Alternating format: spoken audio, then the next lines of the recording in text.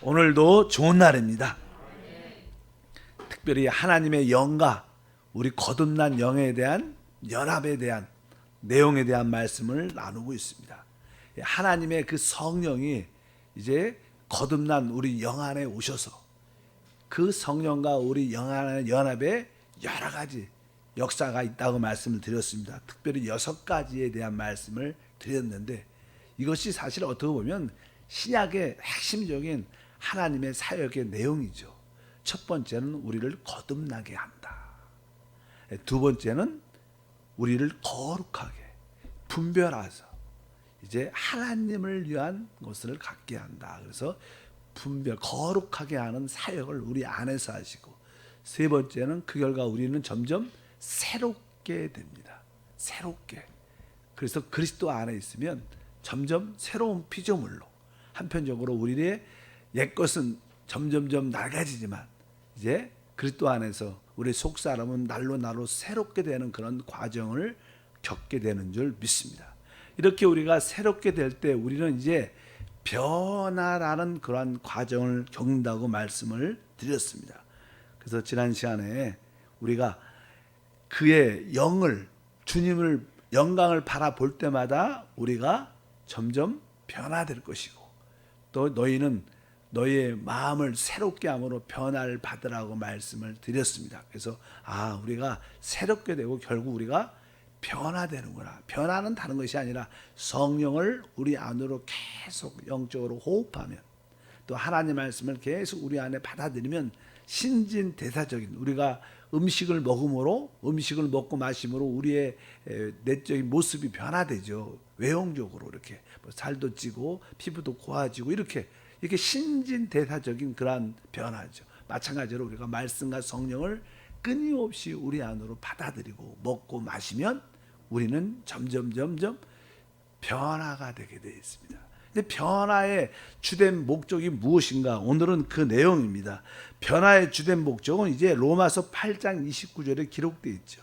다 같이 한번 읽어보니까, 하나님이 미리 아신 자들을 또한 그 아들의 형상을 본받게 하기 위하여 미리 정하셨으니 이는 그로 많은 형제 중에 맏아들이 되게 하려 하심이라. 그러니까 또한 그 아들의 형상을 본받게 하기 위하여, 아들의 형상을 본받는다. 이제 우리 그리스도는 독생자이셨지만 이 땅에 사람으로 오시고 죽음과 부활을 통하여 그분은 이제 하나님의 맏아들이 되셨습니다. 그 인성적인 모습에서 그분은 맏아들이 됐고, 우리는 이제 하나님의 많은 아들들이 될 뿐만 아니라 그분 입장, 맏아들 입장에서는 그의 형제들이 되죠. 그래서 이제 우리는 다른 내용이 아니라 우리가 이 변화받은 주된 모양은 바로 아들의 형상을 본받게 하기 위한 것입니다. 부활하신, 죽으시고 부활하신 하나님의 아들의 형상을 그대로 본받기 위해서, 하나의 그분이 틀이고 모형이죠. 그리고 하나님은 바로 하나님의 그 맏아들, 부활하신 그 맏아들의 그 원형, 모형을 갖고 하나님의 많은 아들을 영적으로 이렇게 찍어내는 겁니다. 똑같이 이렇게 지금 그런 작업, 우리가 이제 하나님의 아들의 형상을 본받는 줄 믿습니다. 아까 말씀드렸죠. 따라할까요? 거듭남, 거룩하게 됨, 새롭게 됨, 변화됨. 이 네 가지의 결과가 아들의 형상을 본받게 되는 거예요. 아들의 형상. 이제 이 아들의 형상을 우리 안에서 계속 갖게 되면 결국 마지막 우리가 영광스럽게 되는 거예요. 바로 우리의 마지막, 우리의 몸도 속량을 받는, 구속을 받는 진짜 우리 하나님의 아들과 똑같이 되는 그런 역사를 갖기 위해서 바로 이제 우리는 여기에 아들의 형상을 본받는 그런 가정 가운데 우리가 있는 줄 믿습니다. 그래서 이 아들의 형상은 바로 이러한 네 가지, 아까 말씀 거듭나고 거룩하게 되고 새롭게 되고 우리가 변화를 받아야지만이 아들의 형상을 우리 안에 갖게 됩니다. 그러면 그 결과 아들의 형상을 가질 때 우리는 이제 앞으로 영광스럽게 변화되는 체험을 갖게 될 텐데, 그러니까 우리가 이런 과정을 안 갖고면 변화가 한 번에 탁 그렇게 영광스럽게 되지 않죠. 뭐 많은 사람들은 그런 기대를 갖고 있지만 한 번에 주님 오시면 내가 한 번에 싹 변화될 거야. 그렇지 않습니다. 이렇게 거듭나고 거룩하게 되고 새롭게 되고 변화된 자들이 결국 그렇게 되는 거지, 이런 가정 없이 어떤 열매를 맺을 수 있지 않다. 그래서 혹시 이기는 자가 된다는 것은 아들의 형상을 본받고 영광스럽게 됐다는 뜻을 갖고 있죠. 그렇기 때문에 만약에 그렇지 않다면 뭐 나머지 어떤 많은 기간을 훈련을 받게 될 것이다. 왜? 그런 과정을 겪어야지 영광에 참여하니까. 그러한 의미로 우리가 기억을 해야 될 줄 믿습니다. 그래서 결국 우리가 아들의 형상을 본받게 되면 나중에 마지막 결과는 우리가 빌립보서 3장 21절에 기록되어 있죠.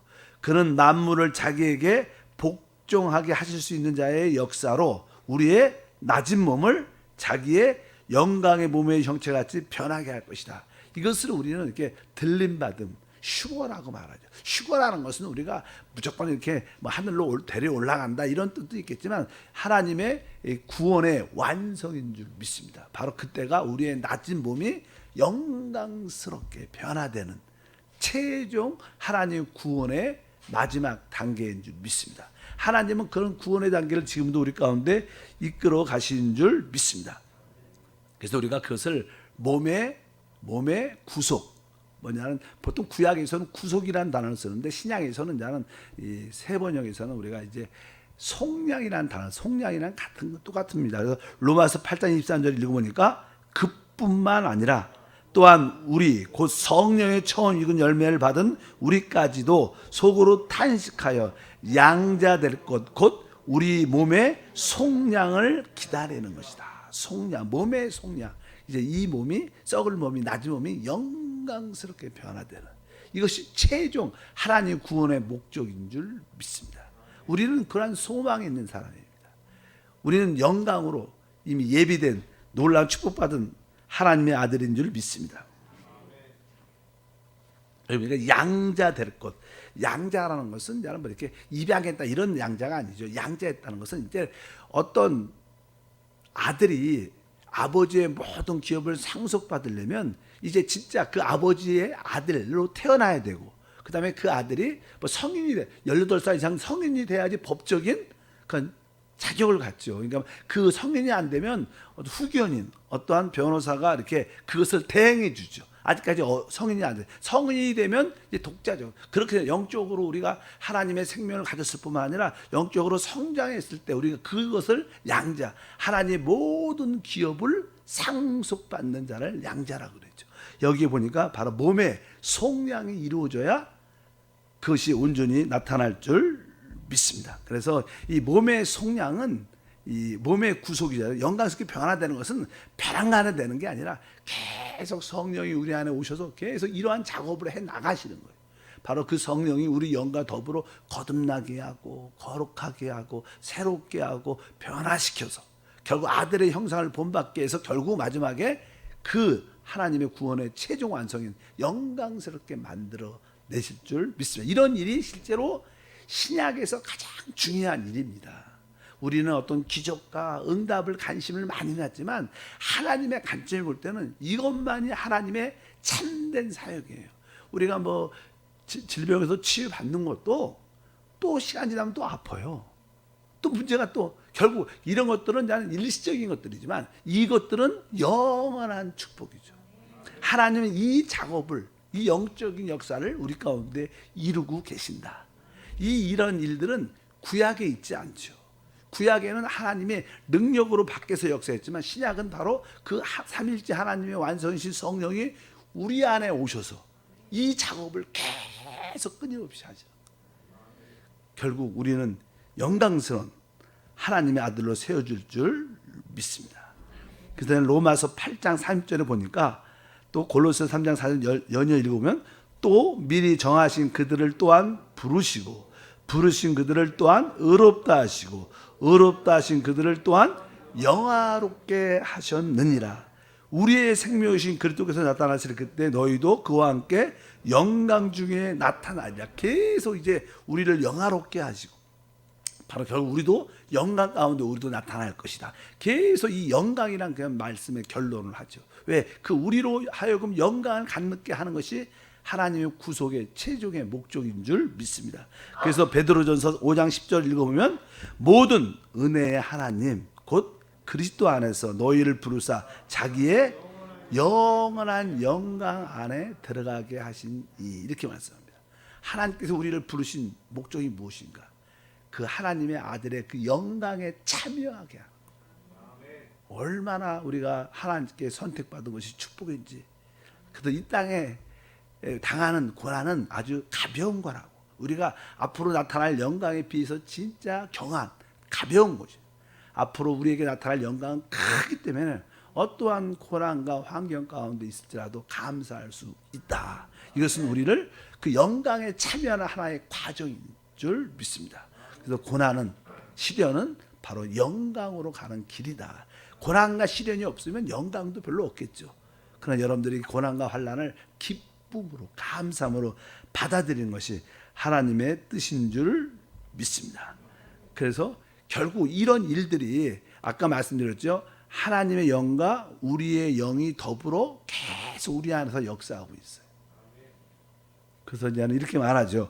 로마서 8장 16절, 고린도전서 6장 17절, 성령이 친히 우리의 영과 더불어, 이렇게 써 있어요. 성령이 친히 우리의 영과 더불어, 우리 안에서 성령이 우리 영과 더불어 계속 이 작업을 하고 계시는 거예요.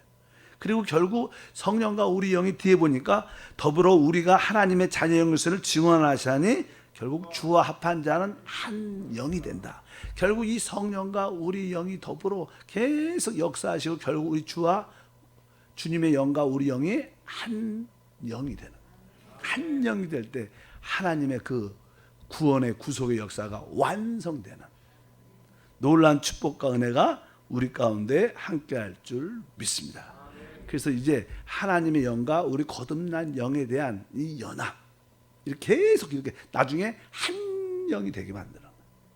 그럼 우리가 뭐요? 하나님을 표현하고 또 이 땅에서는 십자가에서 머리가 끼어진 사단을 처리하는 하나님의 증인, 증언, 간증이 될 줄 믿습니다. 그러면 이렇게 하나님의 영, 성령과 우리 영이 이렇게 연합, 한 영 된 결과가 무엇인가? 그 결과가 무엇인가를 우리가 알아야겠죠. 그 결과는 다른 것이 아닙니다. 바로 하나님은 이 우주적인 하나님을 표현하는 그리스도의 몸을 갖기를 원하십니다. 그리스도의 몸. 그러니까 사실 우리 하나님은 보이지 않죠. 그러나 그 하나님이 우주 안에 충만하게 자신을 드러내고 표현하고 나타내야 되는데 바로 그것을 바로 교회, 곧 그리스도의 몸이라고 말씀합니다.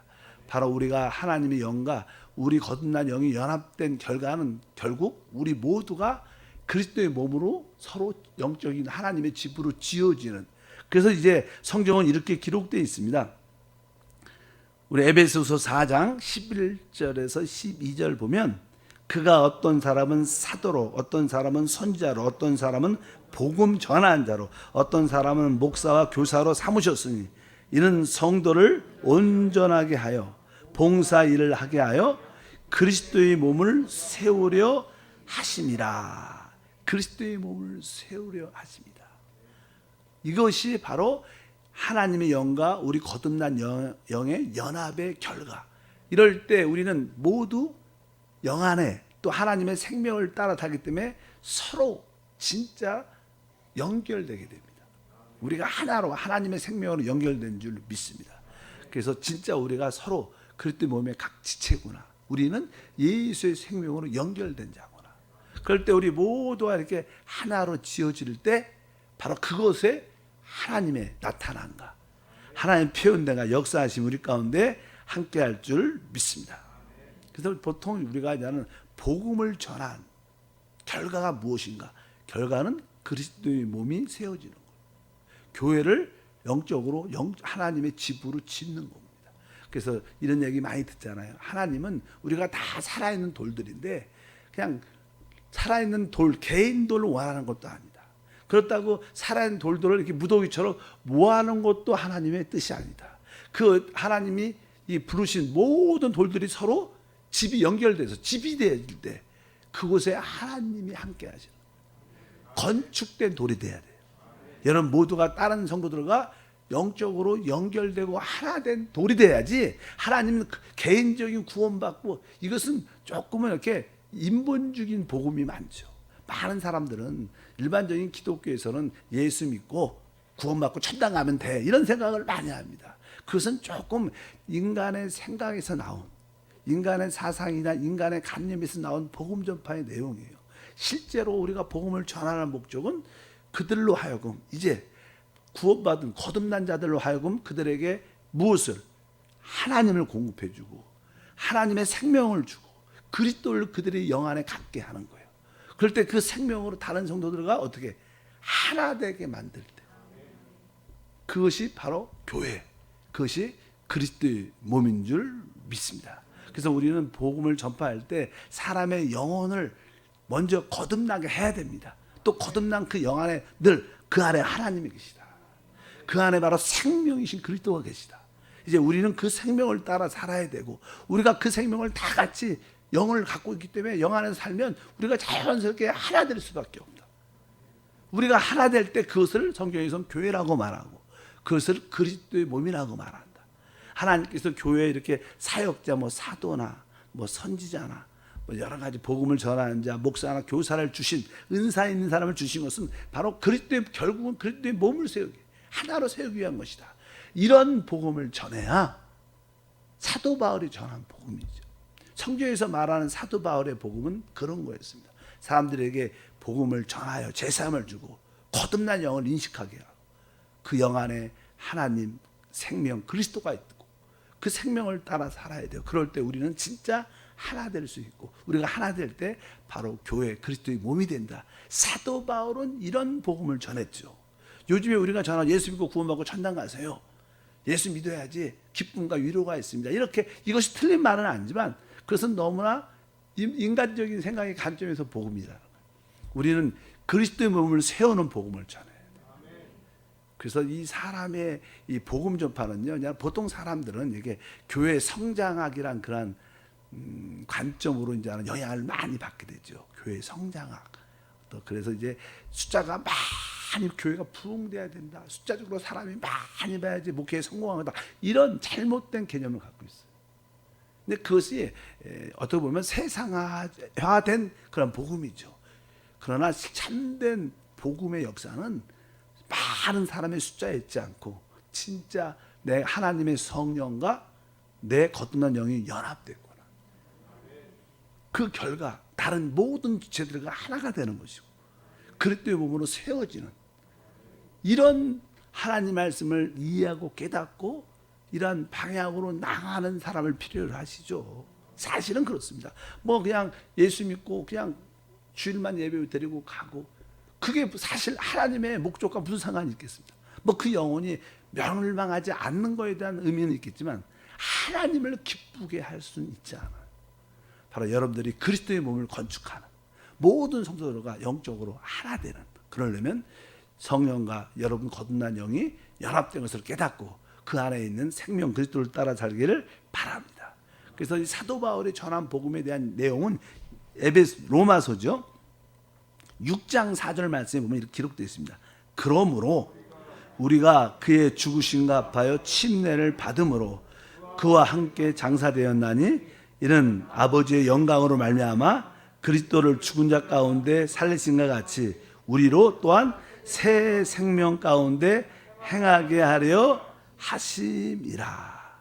이 사도 바울은 첫 번째 복음을 전할 때 주 예수를 믿고 이제 제사함 받으면 우리가 뭐예요? 하나님의 생명을 이제 얻게 됩니다. 그래서 이 복음을 전할 때 사람들에게 이제 우리는, 여기 말씀이니까 뭐예요? 그러므로 우리가 그의 죽으심과 합하여 침례 받으므로 우리의 옛사람이 그리스도와 함께 끝났다, 이것을 말씀했죠. 우리는 항상 복음을 전한 다음에 우리의 옛사람이 그리스도와 함께 십자가에 못 박혀 죽었기 때문에 우리는 침례를 받아야 된다. 그 증거, 내가 옛사람이 끝났다는 증거 뭐예요? 침례를 행하는 거예요.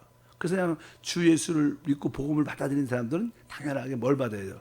침례를 받아야 되는 거예요. 그래서 여기 써 있죠. 바로 그의 죽으신 앞에 침례를 받음으로 말미암아 그와 함께 장사해야 됐다. 내 옛사람이 확실하게 끝났구나. 그 다음 뒤에 보면 아까 말씀한 것처럼 바로 우리에게 거듭난 영이 있고 그 영 안에 하나님과 바로 생명과 그리스도를 갖고 있는데 우리는 바로 그 생명을 따라 뒤에 보니까 뭐라고 써 있어요. 이제 또 우리로 또한 새 생명 가운데 바로 우리 거듭난 영 안에 오신 그 생명이신 그리스도를 따라 행하는 게 우리의 신앙이다. 이런 복음을 확실하게 처음부터 심어줘야 이 사람이 신앙에 방황하지 않고 또 내적으로 이길 수 있는 모든 환경과 어려움을 이길 수 있는 그런 신과 은혜와 축복도 나타날 줄 믿습니다. 그래서 그냥 일반적으로 우리가 아는 복음을 사람 전도하는 것을 넘어서 이제 전도한 사람에게는 확실하게 이러한 생명의 역사를 심어줘서 그들이 교회의 지체로 그리스도의 몸을 건축하는 자로 들어오게 되면 바로 그 교회를 통해서 하나님의 뜻을 우리 가운데 이룰 줄 믿습니다. 왜냐하면 사도 바울의 복음 전파는 하나님의 계시에 따른 겁니다. 하나님의 계시. 그냥 일반적으로 우리가 전하는 복음, 보통 일반적인 기독교에서 전하는 복음은 사람의 생각의 관점에서 나온 복음 전파고 사도 바울의 복음 전파는 하나님 계시의 말씀에 의한 복음 전파죠. 그러니까 우리가 이런 복음 전파를 많은 숫자도 중요하지만 많이 하면 질 좋고 그 다음에 소수일지라도 그들을 확실하게 그리스도의 몸 안에 건축으로 세워내는 그럴 때 하나님 목적이 우리 가운데 이루어짐을 믿습니다. 바로 이래서 이 성령과 우리 거듭난 영의 연합의 역사, 아까 말씀드린 거듭남, 제가 계속 반복하는 게 되게 중요한 내용입니다. 사실 신약 성경에서 핵심 얘기는 내용은요, 바로 성령과 우리 거듭난 영이 연합의 역사가 우리 안에서 이루어지고 있다는 거예요. 거듭나게 하고 거룩하게 하고 새롭게 하고 변화시키고 결국 아들의 형상을 본받고 결국 영화롭게 되는 하나님은 이 역사를 진짜 끊임없이 우리 안에 오셔서 하죠. 구약에는 하나님의 역사가 우리 안에 들어올 수가 없었기 때문에 밖에 있었기 때문에 이런 실질적인 역사는 없었어요. 그러나 지금 신약은 그분이 성육신하시고 죽음과 부활을 통하여 우리 안에 오셔서 이 작업을 계속 하시는 이 연합된 결과는 바로 우리 모든 구원받은 지체들과 하나가 되는 거죠. 우리가 하나가 될 때 그 가운데 하나님이 정확하게 함께 하십니다. 또 우리도 그분과 함께 있음을 우리가 영적으로 체험하고 누릴 것을 확실히 믿습니다. 하나님 아버지 감사합니다. 다시 한번 복음의 참된 진수가 무엇인가를 알게 하시고 신약 안에서 하나님이 직접 우리 안에 오셔서 행하시는 일들을 보게 하옵소서. 성령과 이제 성령을 통한 거듭난 우리의 영이 놀란 일 가운데 우리 안에서 이루어지고 있습니다. 우리 거듭나게 하시면 감사하며 거룩하게 하시면 감사하며 날로 새롭게 하시면 감사하며 그 성령을 통해서 우리가 변화되고 결국 그 변화는 아들의 형상을 그대로 본받을 것이고 그럴 때 우리는 영광스럽게 세워질 줄 믿습니다. 이 사역을 할 수 있는 이러한 복음을 말할 수 있게 도와주시고 그럴 때 우리 모두는 참되게 하나 될 수 있습니다. 그래 모든 성도들이 바로 이러한 하나님의 집을 교회를 짓게 하옵소서. 오늘도 성령과 연합해서 기도합니다. 우리의 함께 하심을 체험케 하옵소서. 주 예수 이름으로 기도함나이다. 아멘.